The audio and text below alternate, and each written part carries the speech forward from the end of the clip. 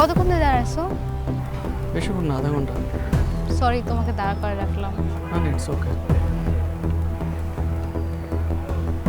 ওই ছেলেটা কে ছিল?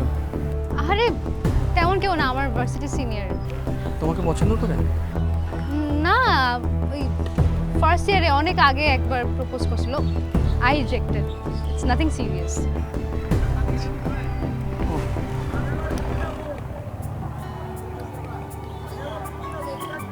আমার একটু নষ্ট হয়ে গেছে, আমি তোমার জন্য একটা ফুল আনছিলাম। দাও। থ্যাংক ইউ, খুব সুন্দর হচ্ছে। আচ্ছা চলো তাহলে, অনেক বেলা হয়ে গেছে, আমার খুব খিদা লাগছে।